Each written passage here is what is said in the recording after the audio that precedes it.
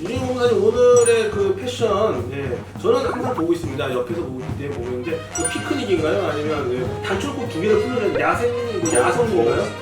더워서 목이지. 목 잘라서 길어 보시려고. 아니 근데 유정희 법무사님 제가 한 9년 전에 봤어요. 그죠? 그 전에는 굉장히 날씬하셨거든요. 그럼 지금은 어떻다는 소리예요? 그렇죠? 지금 살이 많이 찌신 거죠? 쟤는 알씨.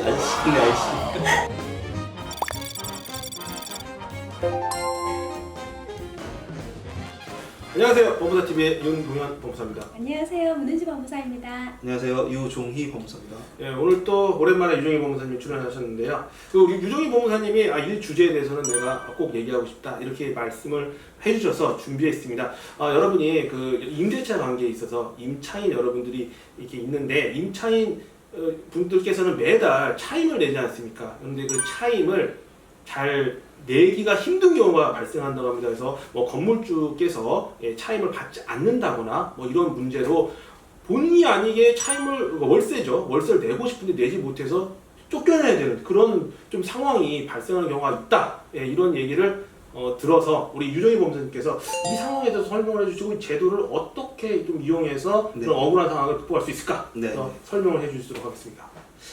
요즘 종종 일어나는 일들인데요. 기존의 건물주분께서 낡은 건물을 이제 철거하고 새 건물을 짓고 싶으신데, 그러면 기존에 계신 임차인분들을 다 이제 내보내야 되는데, 이게 상가 건물 임대차 보호법이 이른바 편면적 강행 규정이라고 해서 이제 사회적 약자인 임차인을 보호하기 위해 만든 제정된 법이기 때문에 점점 임차인을 보호하는 게 강화되다 보니까 임대인인 건물주 입장에서는 계약을 해지하고 임차인을 내쫓기가 점점 더 힘들어지고 있어요. 그런데 임대인 입장에서는 건물을 어떻게든 철거하고 새 건물을 짓고 싶기 때문에 임대인이 어느 날, 그러니까 임차인이 월세, 차임을 입금하려고 했는데 계좌번호가 사라져 있어요. 임대료를 입금한 계좌번호가. 그래서 임대인에게 전화를 하면 임대인이 전화를 안 받아요. 문자 메시지나 카카오톡 같은 SNS를 보내도 답장이 없어요. 그럼 보통 임차인분들께서는 되게 걱정을 하시는 게 아니라 안 내도 되나? 하고 가만히 계세요. 그런데 우리 상가건물 임대차 보호법에 보면 월세, 차임이 3기 미납이 됐을 땐 임대인이 계약을 해지할 수 있는 권리가 있거든요. 그럼 임대인은 그 3개월 동안 일부러 임대료를 안 받고 있다가 3개월이 지난 후에 임대료 3기 미납을 이유로 계약 해지 통지를 보내서 임차인을 내쫓는 거죠. 그럼 법무사님 그럴 때 이용할 수 있는 제도가 뭘까요? 공탁제도라는 것이 있는데요.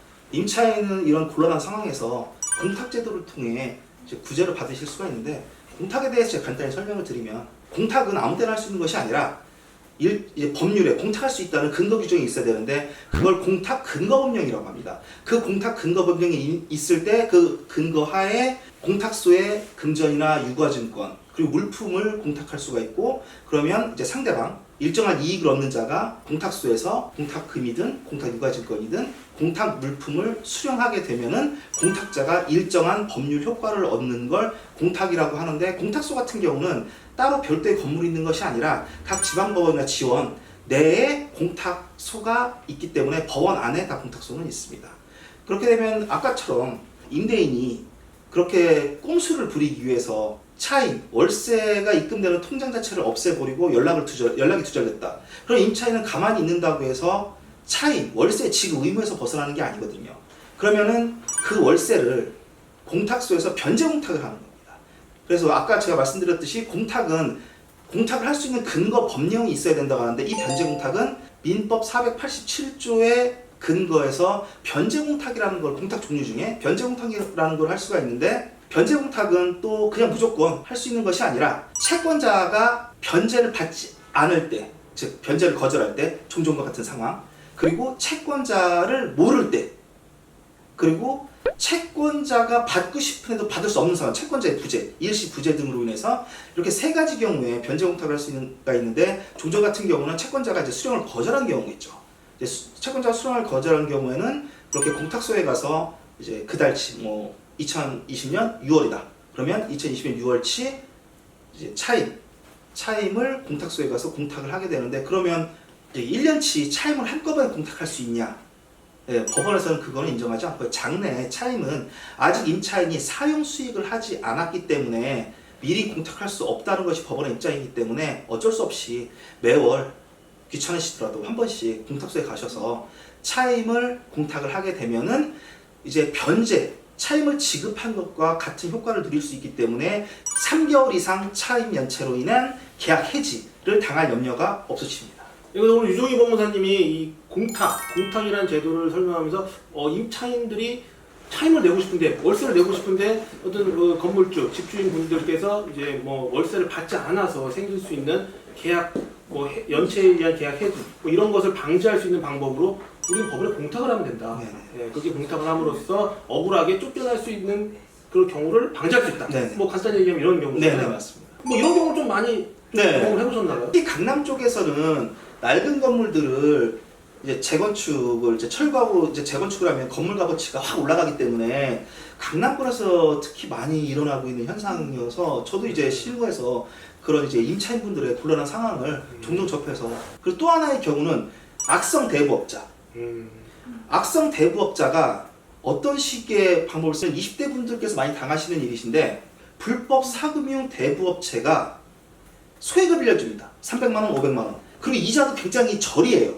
생각보다 뭐 5%, 0.5%. 그런데 뒷 얘기를 못 보는 거죠. 원금을 변제하지 않았을 때 이제 지연 손해금이 퍼센테이지가 굉장히 높죠. 그 이자 제한법을 초과해서 굉장히 고리로. 그리고 그렇게 소액 200만 원, 300만 원을 빌려준 다음에 나타나지 않아요. 채무자와 연락을 이제 끊습니다. 대부업체들이. 그리고 6개월, 1년, 2년 후에 나타나서 2년 전에, 1년 전에 당신 나한테 돈을 갚았어야 했는데 왜 변제하지 않았냐? 왜 변제하려고 노력도 하지 않았냐? 연체, 지연 손해금까지 다 갚아라라고 하면 배보다 배꼽이 훨씬 큰 상황이 오게 되고 그래서 20대 분들은 특히 그런 부분을 주의하셔서 채권자가 나타나지 않는다고 해서 내가 그 채무에서 벗어날 수 있는 게 아닙니다. 채권자가 나타나지 않으면 공탁을 하십시오. 공탁으로 법률 관계를 해소하실 수가 있습니다. 그래서 공탁은 크게 실무에서 이런 경우에 이용하실 수 있는 제도입니다. 오늘 이제 공탁에 대해서 좀 간단하게 좀 활용할 수 있는 방법을 알려주신 것 같아요. 그런데 저는 이제 계속 머릿속에 드는 생각이 우리 문은지 법무사님이 최초에 시작할 때 말씀하셨던 예전에는 핸섬했다. 그러나 지금은 잘해졌다. 이게 계속 머릿속에 생각나는데 유종희 법무사님 한번 궁금하시면 찾아보시다 보면 뭐 어딘가에는 이제 젊은 시절의 사진이 있을 것 같아요. 제가 알기로는 인스타 사진이 아직도 한 10년 전 사진을 그대로 쓰고 있는 대한법무사협회에 거기 네. 등록된 네, 사진이 그 사진이 있고 최초의 사진 상당히 아닐까요? 슬림한 얼굴이 있는 걸로 알고 있거든요. 하지만 뭐 여러분이 그 두 사람이 같은 사람인지는 한번 비교를 해보셔야 알 것 같습니다. 이것으로 오늘 공탁과 관련된 내용을 마치도록 하겠습니다. 지금까지 여러분과 함께하는 생활법률 전문가 법무사 TV였습니다. 감사합니다. 감사합니다.